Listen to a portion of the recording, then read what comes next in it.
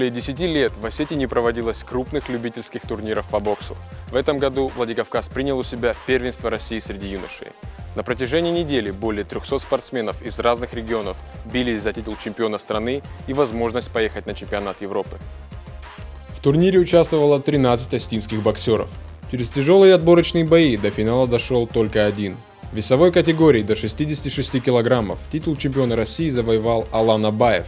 В напряженном бою единогласным решением судей осетинский спортсмен одержал победу над боксером из Московской области. Было трудно, было большое волнение. Преодолели это, выиграли. Был хороший соперник. Подготовительный сбор прошел хорошо, он проходил в Анапе, в поселке Витязево. Был хороший сбор со сборной России. Со мной хорошо поработали сборные тренера. Спасибо им за это огромное. Хотелось бы, конечно, чтобы было лучше, чтобы было побольше первых мест, чтобы бокс в Осетии рос.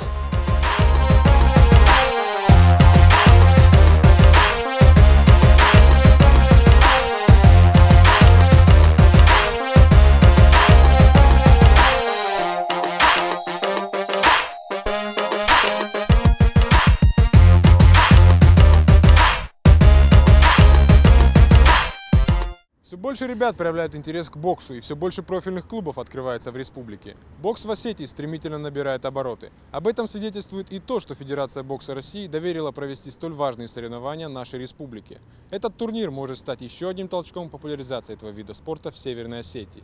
Ибрагим Ибрагимов, Борис Сапоев, Валерий Гадзиев, Осетия ТВ.